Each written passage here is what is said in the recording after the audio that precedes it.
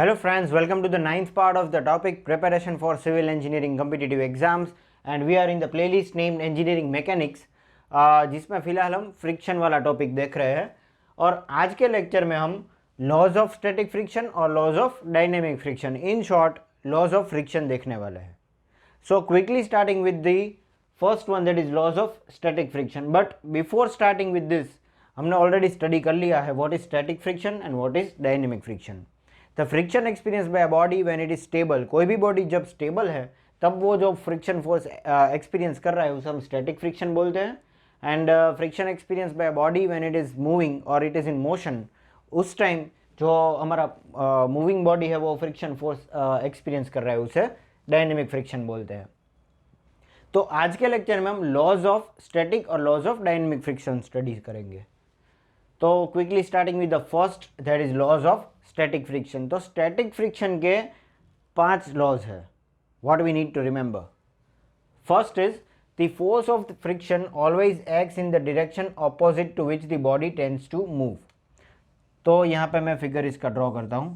Suppose हमारा यह body है, जैसे कि हमने पिछले लेक्चर में देखा था, force of friction is always in the direction opposite to that of the motion of the body और in which the body tends to move. Body अगर मूव नहीं हो रहा है पर मूव होने की कोशिश भी कर रहा है जिस डायरेक्शन में, तो उसके ऑपोजिट डायरेक्शन में हमारा फ्रिक्शन फोर्स एक्ट करेगा because it is static friction. तो राइट नाउ हम नहीं बोल सकते कि हमारा बॉडी मोशन में है, but we can say that it tends to move.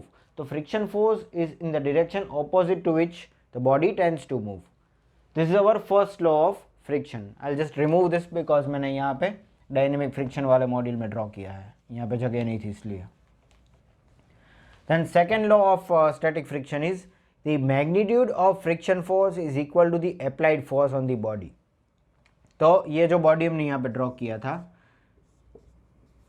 तो इस फ्रिक्शन फोर्स का मैग्नीट्यूड कितना रहेगा, this is answered by our second law that is friction force is equal to the applied force. तो ये F is equal to P हम यहाँ पे बोल सकते हैं. Magnitude of friction force is equal to the magnitude of applied force P. जितना force हम अप्लाई करते हैं उतना ही फ्रिक्शन फोर्स रेजिस्ट करेगा. This is what our second law tells us. Then on the third number we have the magnitude of limiting friction bears a constant ratio with normal reaction between both the surfaces. तो सबसे पहले हम ये term देख लेते हैं जो हमने पिछले लेक्चर में ऑलरेडी स्टडी किया है. What is a limiting friction. तो the maximum friction force experience by a body when body is just on the verge of moving. तो हमने एग्जांपल जो देखा था 5 किलो न्यूटन वाला, ये बॉडी जो है वो 1 किलो न्यूटन पे मूव नहीं होता, 2 पे नहीं होता, 3 पे नहीं होता, 4 पे नहीं होता, पर जब 5 किलो न्यूटन फोर्स जब मैं अप्लाई करता हूँ तो ये बॉडी मूव होता है. तो उस टाइम जो ये मैक्सिमम फोर्स एक्सपीरियंस करता है उसे हम लिमिटिंग फ्रिक्शन फोर्स बोलते हैं. The maximum force friction force experience by body. तो ये हमने ऑलरेडी स्टडी किया है पिछले लेक्चर में, that is in on part 8.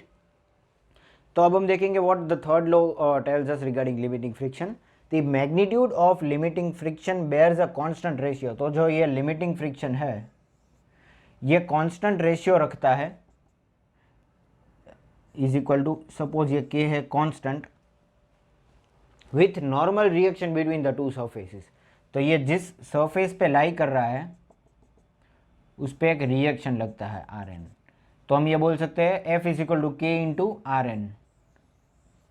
Friction force और ये नॉर्मल फोर्स, ये फ्रिक्शन फोर्स इस डायरेक्शन में है, नॉर्मल फोर्स ये 90 डिग्री पे है क्योंकि ये जो वेट है वो नीचे की तरफ है, तो वेट का रिएक्शन ऊपर जाएगा. अगर क्लियरली दिखाता हूँ आपको,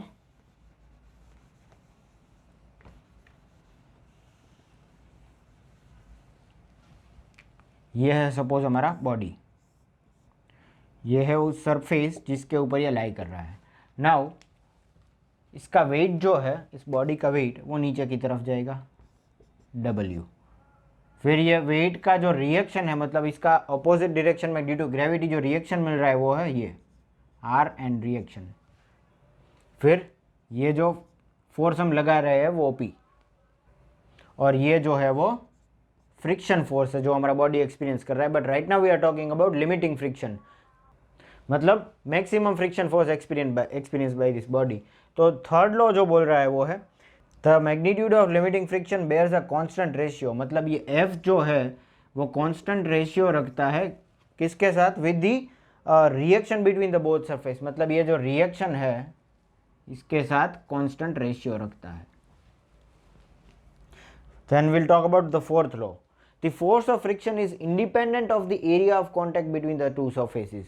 मतलब ये नीचे की तरफ जितना कांटेक्ट एरिया है बिटवीन बोथ दी सरफेस, एक तो हमारा सरफेस और दूसरा है ये बॉक्स का सरफेस, इन दोनों के बीच का जो कांटेक्ट सरफेस है उसके ऊपर हमारा फ्रिक्शन फोर्स नहीं डिपेंड है, it is independent of the both. But fifth law आप स्टडी करोगे तो समझ जाओगे कि इसके ऊपर डिपेंड है। The force of friction depends on the roughness of the surface, ये दोनों के बीच की जो रफनेस रहती है, जितना ज़्यादा रफ है ये सरफेस उतना ज़्यादा फ्रिक्शन फोर्स एक्ट करेगा।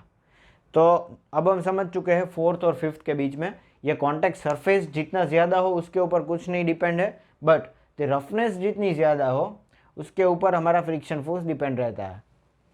Fourth and fifth law, first second third fourth and fifth. The force of friction always act in the opposite direction, ये ऑपोजिट डायरेक्शन में रहता है। मैग्नीट्यूड ऑफ फ्रिक्शन फोर्स जो है वो अप्लाइड फोर्स जितना ही रहता है। Third is magnitude of limiting friction, ये लिमिटिंग फ्रिक्शन है उसका मैग्नीट्यूड है रिएक्शन के साथ constant. Fourth, the force of friction is independent of the contact area and the force of friction is dependent on the roughness between the both the surface. ये हो गया हमारे 5 law between for the static friction. अब हम बात करेंगे laws of dynamic friction के बारे में।